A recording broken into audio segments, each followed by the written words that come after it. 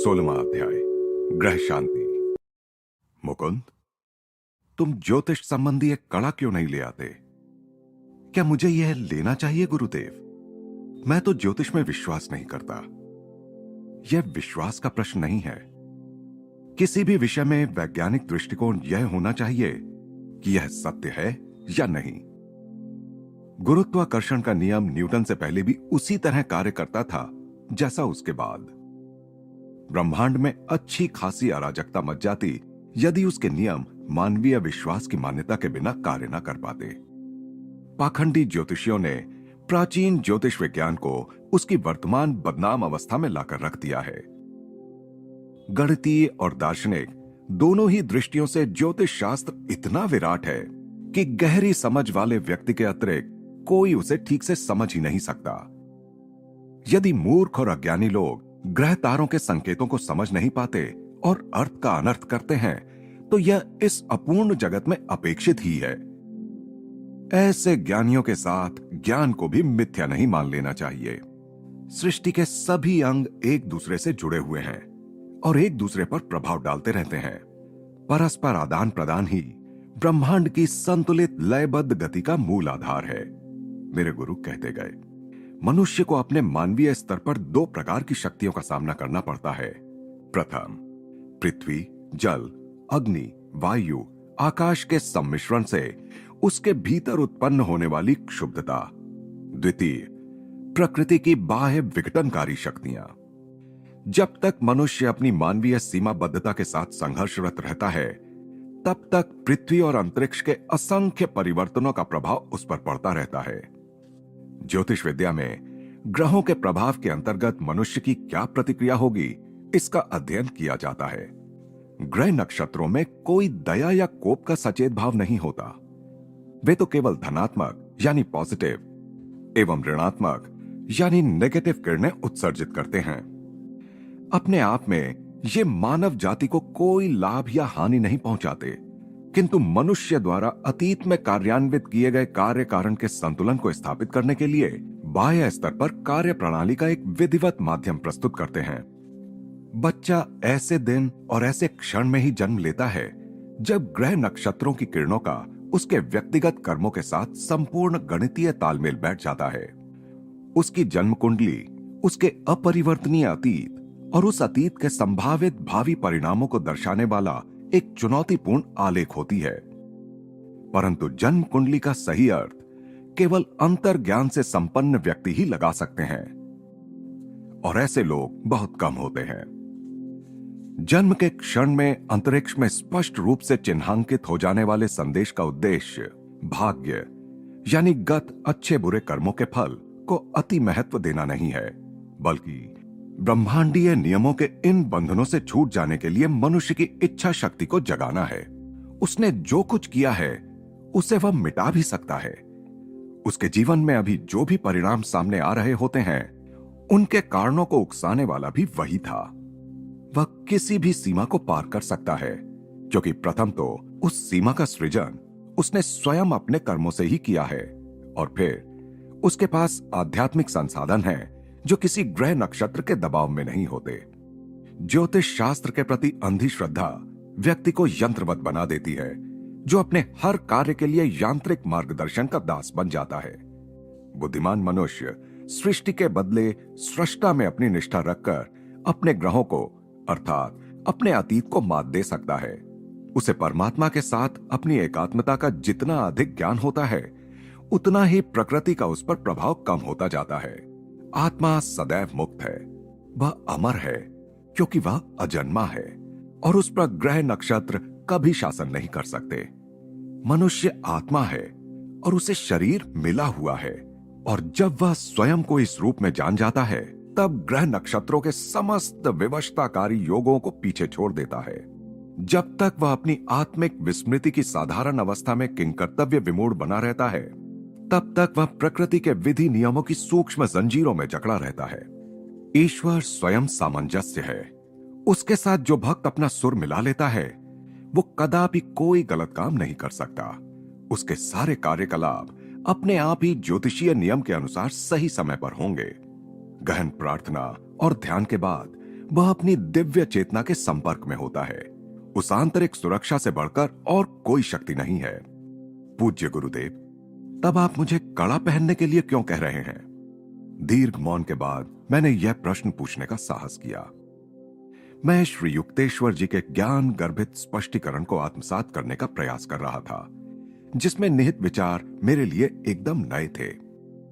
जब यात्री अपने गंतव्य स्थान पर पहुंच जाए, उस समय यदि वह नक्शों को फेंक देता है, तब वह ठीक है।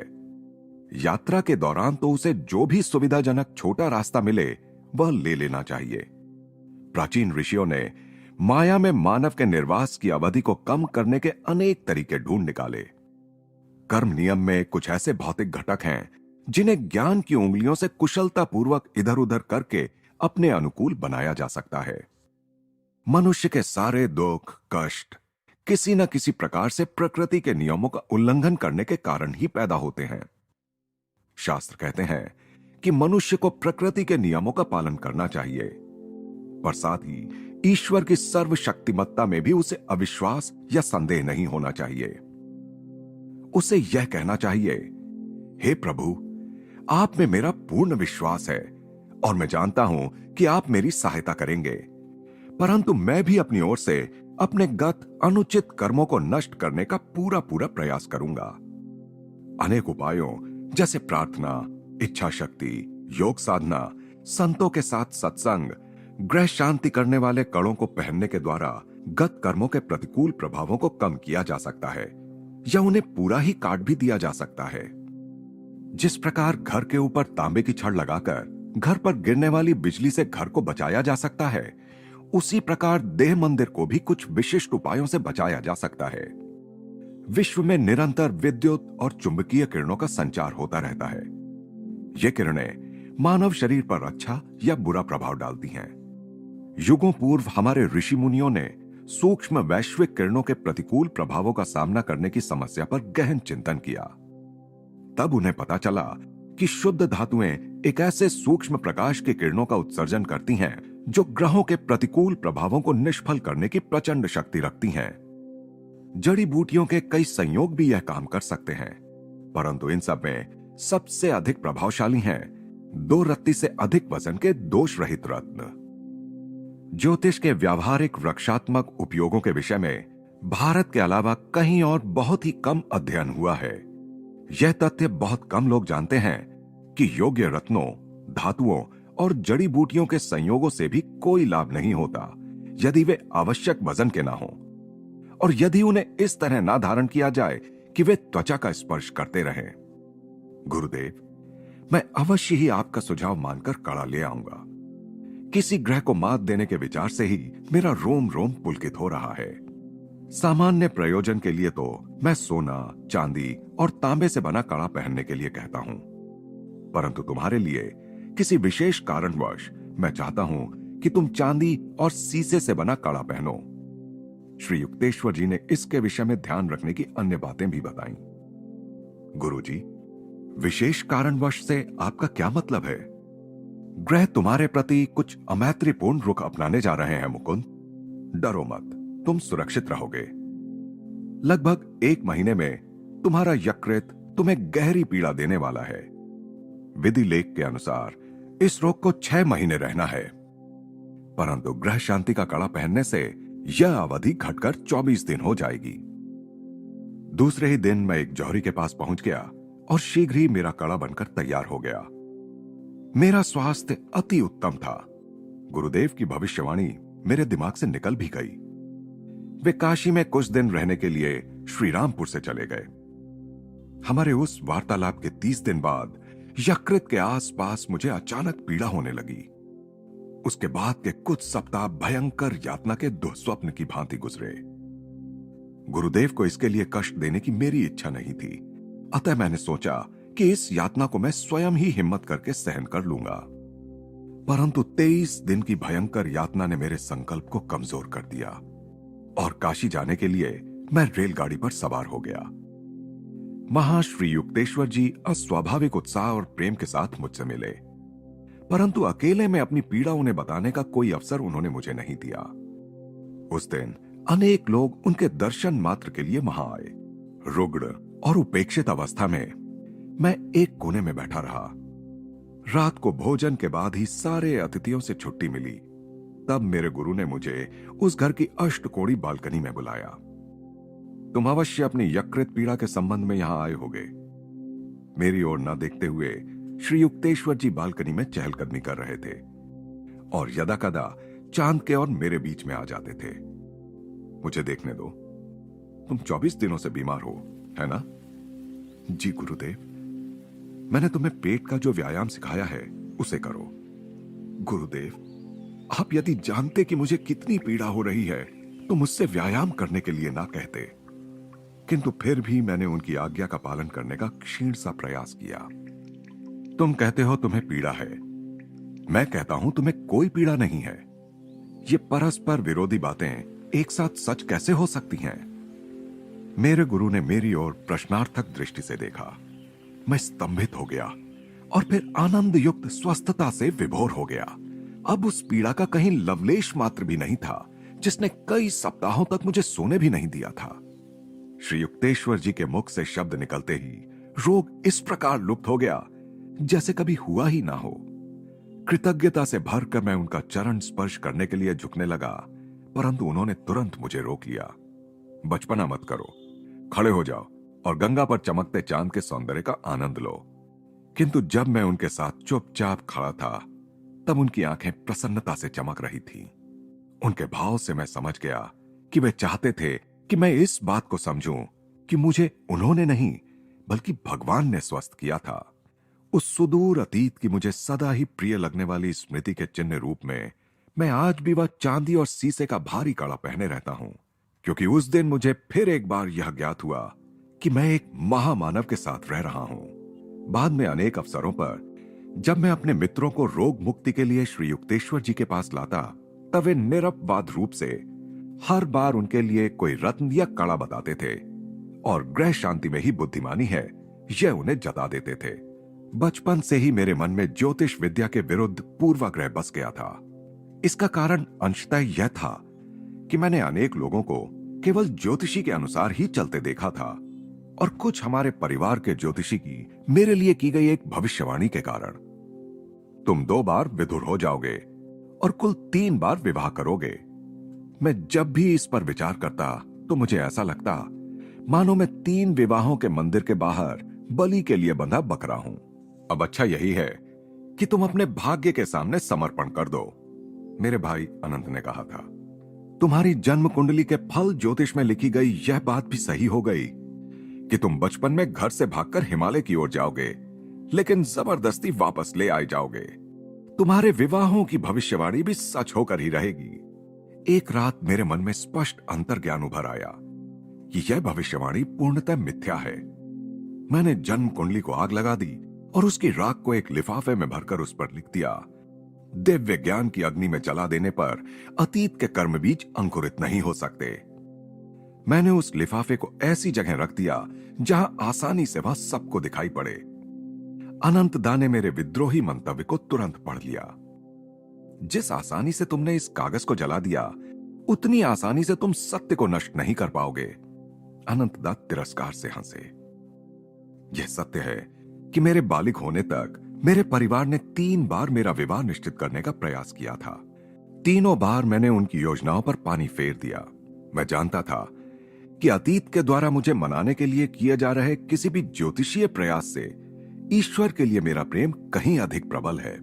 गुरुदेव के ये शब्द प्रायः मेरे मन में उठकर मुझे प्रोत्साहित करते रहते कि जितनी अधिक गहरी किसी मनुष्य की आत्मानुभूति होती है उतना ही अधिक वह पूरे ब्रह्मांड को अपने सूक्ष्म आध्यात्मिक स्पंदनों से प्रभावित करता है और उतना ही कम वह स्वयं ब्रह्मांड के परिवर्तनों से प्रभावित होता है।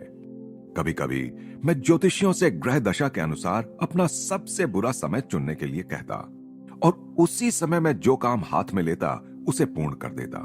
हाँ, यह सच है कि ऐसे प्रसंगों पर सफलता मिलने से पूर्व असाधारण कठिनाइयां मेरे सामने आती, परंतु मेरा यह विश्वास सदा ही सत्य सिद्ध हुआ कि ईश्वरीय संरक्षण में पूर्ण विश्वास और मनुष्य की ईश्वर प्रदत्त इच्छा शक्ति, ये दोनों ऐसी प्रचंड शक्तियां हैं कि इनके सामने ग्रह नक्षत्रों से प्रवाहित होने वाली शक्तियां ठहर नहीं सकती। यह बात मेरी समझ में आ गई कि जन्म बेला के समय की ग्रहों की स्थिति का अर्थ यह नहीं होता कि मानव अपने अतीत के हाथों केवल एक कठपुतली है, बल्कि उसका संदेश तो मानव के स्वाभिमान को जगाने के लिए एक शूल है। स्वयं अंतरिक्ष हर प्रकार की सीमा से मुक्त होने के लिए मानव के दृढ़ निश्चय को जगाना चाहता है। ईश्वर ने प्रत्येक मनुष्य को आत्मा के रूप में बनाया है, उसे स्वतंत्र व्यक्तित्व दिया है, इसलिए वह विश्व रचना का एक अनिवार्य अंश है। फिर अपनी अल्पकालिक भूमिका में चाहे वह आधार स्तंभ हो, चाहे एक परजीवी, यदि मनुष्य चाहे तो उसकी मुक्ति तत्काल और अंतिम होगी। यह बाह्य विजयों पर नहीं बल्कि आंतरिक विजयों पर निर्भर है। श्री युक्तेश्वर जी ने हमारे वर्तमान युग के संदर्भ में 24,000 वर्ष के महाविषुव चक्र यानी आवर्तन के गणितीय प्रयोग की खोज की थी। यह चक्र 12,000 वर्ष के एक आरोही अर्धचक्र और उतने ही काल के एक अवरोही अर्धचक्र में विभाजित किया गया है। इस प्रत्येक अर्धचक्र में 4 युग होते हैं, यथा कली, द्वापर, त्रेता और सत्य। ये 4 नाम यूनानी विचारधारा के लौह, कांस्य, रजत और स्वर्ण युग के समानार्थी हैं। मेरे गुरु ने विभिन्न गणितीय गणनाओं से यह निश्चित किया कि आरोही अर्धचक्र का कलयुग या लौह युग ईस्वी सन 500 के लगभग शुरू हुआ। लौह युग, जिसकी अवधि 1200 वर्ष होती है, भौतिकतावादी काल होता है। यह ईस्वी सन 1700 के लगभग समाप्त हुआ। उस वर्ष द्वापर युग शुरू हुआ। विद्युत शक्ति और अणु शक्ति के विकास का यह युग 2400 वर्षों का होता है। इसमें टेलीग्राफी, रेडियो, हवाई जहाज और दूरी को मिटाने वाले अन्य साधनों का विकास होता है। 3600 वर्षों के त्रेता युग का आरंभ ईस्वी सन 4100 में होगा। इस युग में निकट या सुदूर स्थित व्यक्तियों में विचारों का आदान प्रदान और दूरी को ध्वस्त करने वाले अन्य साधनों का सामान्य जन को भी ज्ञान होगा। आरोही अर्धचक्र के अंतिम युग सत्य युग में मनुष्य अत्यंत विकसित होगा। तब वह ईश्वरीय योजना के साथ सुसामंजस्य रखते हुए कार्य करेगा। फिर विश्व में 12,000 वर्षों का अवरोही अर्धचक्र शुरू होगा, जिसका आरंभ 4,800 वर्षों के अवरोही सत्य युग से होगा, ईस्वी सन 12,500 में। और इसी के साथ मनुष्य अज्ञान में डूबता चला जाएगा। यह कालचक्र माया गोचर जगत के परस्पर विरोध यानी द्वंद्व और सापेक्षता के अनंत तक निरंतर चलते रहने वाले आवर्तन है। जैसे जैसे मनुष्य एक एक करके सृष्टा के साथ अपनी अटूट दिव्य एकता की चेतना में जागते हैं, वैसे वैसे वे प्रकृति के द्वैत की कारागार से मुक्त होते जाते हैं।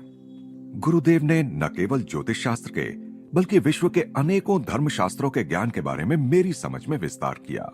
पवित्र धर्मशास्त्रों को अपने मन के निर्मल स्वच्छ ऑपरेशन टेबल पर रखकर वे अंतः प्रेरणात्मक बुद्धि के चाकू से उनका विच्छेदन कर उनमें अंतर्वेशित हुई पंडितों की गलत व्याख्याओं को दृष्टा महात्माओं द्वारा व्यक्त किए गए मूल सत्यों से पृथक कर सकते थे। नाक के सिरे पर दृष्टि स्थिर करो। भगवद गीता के 6 अध्याय के 13वें श्लोक के संप्रेक्ष्य नासिकाग्रम के पौर्वात्य पंडितों और पाश्चात्य अनुवादकों द्वारा मान्य किए गए इस गलत अर्थ पर गुरुदेव हमेशा हंस पड़ते थे। योगी का मार्ग वैसे ही काफी विचित्र है, वे कहते थे। उससे और यह क्यों कहा जाए कि उसे भेंगा भी बनना होगा। नासिकाग्रम का वास्तविक अर्थ है नासिका का मूल, न कि नासिका का सिरा। नाक का मूल दोनों भौं के बीच में है, उस भ्रूमध्य में जो दिव्य दृष्टि का स्थान है। सांख्य शास्त्र का एक सूत्र है, ईश्वर असिद्धे, यानी सृष्टि के स्वामी को सिद्ध नहीं किया जा सकता या ईश्वर का प्रमाण नहीं होता। मुख्यतः इस वाक्य के आधार पर ही अधिकांश पंडितगण समस्त सांख्य दर्शन को ही अनीश्वरवादी कहते हैं। वह सूत्र नास्तिकता सूचक नहीं है, श्री युक्तेश्वर जी कहते थे। उसका केवल इतना ही अर्थ है कि अज्ञानी मनुष्य के लिए, जो अपने सारे निष्कर्षों के लिए केवल अपनी इंद्रियों पर ही निर्भर रहता है, ईश्वर का प्रमाण सदा अज्ञात ही रहेगा और इसलिए उस प्रमाण का अस्तित्व नहीं हो सकता। सच्चे सांख्य साधक ध्यान जनित अचल अंतर्दृष्टि के द्वारा यह जानते हैं कि ईश्वर का अस्तित्व भी है और उसे जाना भी जा सकता है। गुरुदेव ईसाइयों की बाइबल की अत्यंत सुंदर स्पष्टता के साथ व्याख्या करते थे। ईसाई सदस्यता की नामावली के लिए पूर्णतः अपरिचित अपने हिंदू गुरु से मैंने बाइबल के अमर सत्व को पहचानना और ईसा के उस वचन की सत्यता को समझना सीखा जो मानव वाणी द्वारा उच्चरित समस्त वचनों में निश्चय ही सबसे अधिक रोमांचक दृढ़ता से भरा हुआ था। स्वर्ग और पृथ्वी का लोप हो जाएगा, पर मेरे शब्दों का कभी लोप नहीं होगा। भारत के महान सिद्धजन उन्हीं देवतानुरूप आदर्शों के आधार पर अपना जीवन जीते हैं जिन्होंने ईसा मसीह को प्रेरित किया था, और यही लोग ईसा के सगे संबंधी हैं जिनके बारे में उन्होंने कहा था, जो भी स्वर्ग में स्थित मेरे पिता की इच्छा का पालन करेगा वही मेरा भाई, बहन और माता है। ईसा ने कहा था, तुम यदि मेरे शब्दों का पालन करोगे तो तुम सचमुच मेरे शिष्य हो। तब तुम सत्य को जान जाओगे और सत्य तुम्हें मुक्त कर देगा। स्वयं अपने स्वामी बन चुके भारत के जीवन मुक्त योगी मुनि उस अमर बिरादरी का हिस्सा हैं जिसके सदस्य उस एक ही परमपिता का मुक्तिदायक ज्ञान प्राप्त कर लेते हैं। ये आदम और हव्वा की कहानी मेरी समझ में नहीं आती। इस दृष्टांत को समझने के मेरे प्रारंभिक प्रयासों के बीच एक दिन मैंने काफी गर्म होकर कहा, ईश्वर ने न केवल उस दोषी दंपत्ति को बल्कि निर्दोष भावी पीढ़ियों को भी क्यों दंडित कर दिया। मेरे अज्ञान से अधिक मेरी उग्रता से गुरुदेव को हंसी आ गई।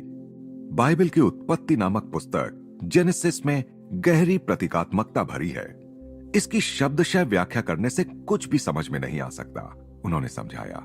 उसमें जिस जीवन वृक्ष का उल्लेख है वह मानव शरीर है।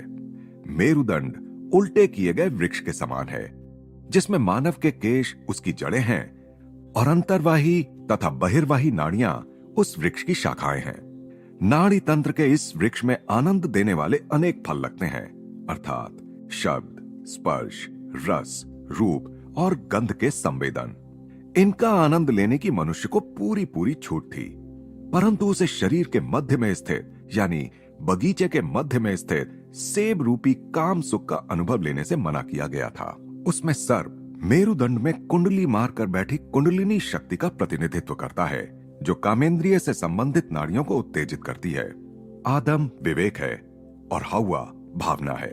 जब किसी भी मनुष्य में भावना या हव्वा मानसिकता पर काम वासना हावी हो जाती है तब उसका विवेक या आदम भी विनिष्ट हो जाता है।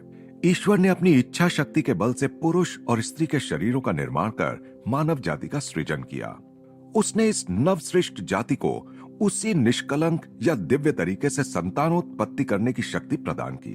चूंकि तब तक विलग आत्मा के रूप में परमात्मा की अभिव्यक्ति नैसर्गिक, प्रवृत्तिबद्ध और विवेकहीन पशुओं तक ही सीमित थी, अतः ईश्वर ने प्रथम मानव शरीरों का सृजन किया जिन्हें प्रतीकात्मक रूप से आदम और हव्वा कहा जाता है। इन शरीरों में उसने लाभप्रद उन्नतिकारक क्रम विकास के उद्देश्य से दो पशुओं की आत्माओं को या उनके दिव्य सत्व को प्रस्थापित कर दिया। आदम या पुरुष में विवेक का और हव्वा या स्त्री में भावना का प्राधान्य था। इस प्रकार गोचर सृष्टि में विद्यमान द्वैत या ध्रुवत्व की अभिव्यक्ति हुई। विवेक और भावना तब तक परस्पर सहयोग के आनंद के स्वर्ग में रहते हैं जब तक मानव मन पशु वृत्ति वाली सर्प शक्ति या काम वासना के बहकावे में नहीं आता। अतः मानव शरीर केवल पशुओं के क्रम विकास का परिणाम मात्र नहीं था, बल्कि ईश्वर के विशेष सृजन से उत्पन्न हुआ था। पशु शरीर इतने अविकसित थे कि पूर्ण ईश्वरत्व की अभिव्यक्ति उनमें नहीं हो सकती थी। केवल मानव को ही सर्वशक्तिमत्ता की संभावना से युक्त सहस्रदल कमल मस्तिष्क में दिया गया। साथ ही मेरुदंड में आध्यात्मिक शक्ति के पूर्ण जागृत गुप्त केंद्र दिए गए। अस्तित्व में आए उस प्रथम नर नारी युगल में विद्यमान ईश्वर या ईश चैतन्य ने उन्हें सब इंद्रियानुभूतियों का सुख लेने के लिए कहा, केवल एक को छोड़कर, यौन अनुभूति। यह मनाही इसलिए की गई थी कि मानव जाति वंश वृद्धि की निकृष्ट पशु पद्धति में उलझ कर न रह जाए। सुप्त अवस्था में स्थित पाश्विक स्मृतियों को न जगाने की चेतावनी की उपेक्षा की गई। संतानोत्पत्ति की पाश्विक पद्धति को पुनः अपनाकर आदम और हव्वा मूल संपूर्ण मानव में सहज ही विद्यमान स्वर्गीय आनंद की अवस्था से गिर गए। जब उन्हें ज्ञात हुआ कि वे नग्न थे, तब जैसा कि उन्हें ईश्वर ने पहले ही सावधान किया था, उनकी अमरता की चेतना खो गई। उन्होंने स्वयं ही अपने को जड़ सृष्टि के नियम के अधीन कर दिया था, जिसमें जन्म लेने वाले शरीर की मृत्यु निश्चित रूप से होती है। सर्प ने हव्वा को जिस अच्छे बुरे के ज्ञान का वचन दिया था, उसका अभिप्राय द्वैत भाव और परस्पर विरोधी अनुभवों से है। जो माया के अधीन जीने वाले सभी जीवों को सहने ही पड़ते हैं। अपनी भावना और विवेक या हव्वा और आदम चैतन्य के दुरुपयोग से माया के भ्रम जाल में गिरकर मनुष्य दिव्य आत्मनिर्भरता की स्वर्गीय वाटिका में प्रवेश करने का अपना अधिकार खो बैठता है। प्रत्येक मानव प्राणी का यह व्यक्तिगत दायित्व है कि वह अपने माता पिता या द्विमुखी प्रकृति को एकता के तालमेल में या ईडन में पुनः प्रतिष्ठित करे।